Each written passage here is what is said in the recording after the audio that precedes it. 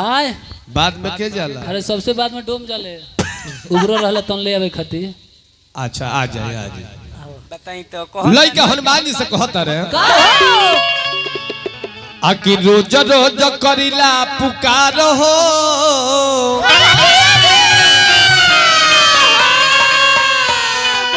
अंजना के ललनवा अरे तहे छपिया में स्वागत अरे तोहार हो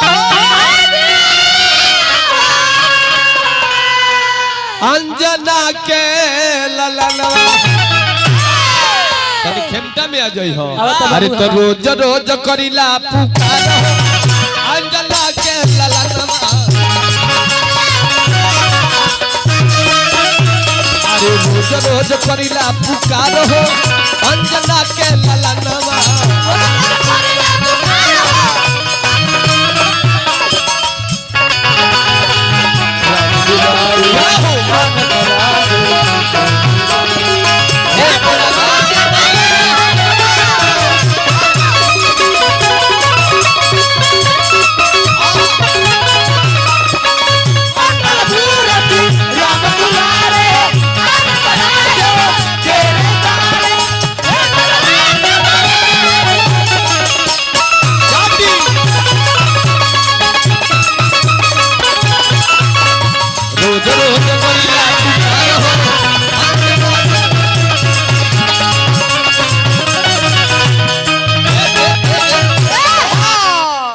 हनुमान जी ऐसा देवता है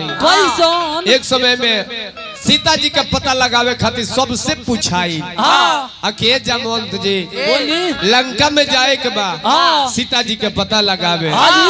जामवंत जी कहन कि अब हमार बुढ़ारी अवस्था आ गई अब हमार कोनो तोय बा ना कौन थी कहीं अधर रास्ता में दम चोरा ना गइले आ ना आइले यह जाके अंगद जी से पूछाए लगल कि अंगद जी लंका में जाए के बा अंकल जी कहने के सुनी सब है सुनाई हमरा जाए के तो गारंटी बावे लेकिन आइला के कोनो गारंटी नहीं अंगद जी के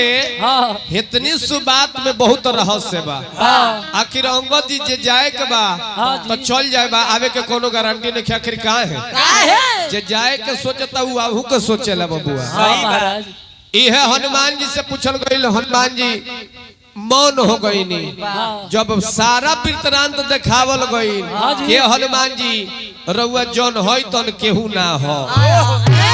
सही बात आ केहू ना कहले रहे हनुमान जी गईनी ला कहस कि ना ना ना रे दादा कान लंका में जाई आ अक्षय अगर भूलाइलो के एक तबड़ा के छू दिहल फिर हम आवे लायक रहना हनुमान जी गईनी लंका जरौनी ना जी सीता जी के पता लगौनी आ सोचनी कि आही दादा अगर कोनो आई तो सीता जी के पता लगावे आइल बनी अगर कोनो दूसर काम होके हम कोनो काम में बिजी होखी तो मान के चलिए एगो अंगद बार की आ जाई है वो अक्षय कुमार के डरे नहीं खन आवत सबसे पहले या अक्षय कुमार के मारल जरूरी बावे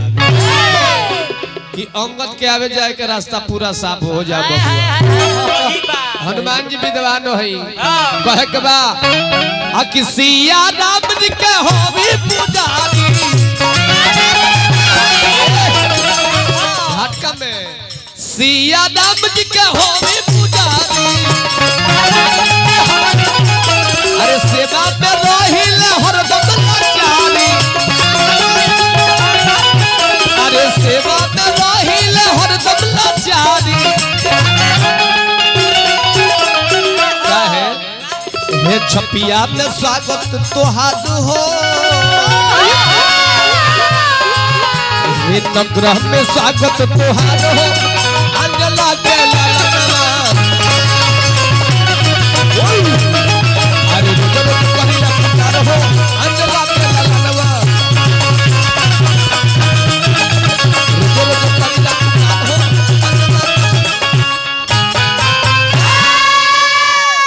तो तनी चाहब के सबे हाथ उठा के एगो हनुमान जी के जयकार बोल दी चली बोली कहे के बचवा प्रेम से वाली हनुमान जी महाराज की कहे के बाका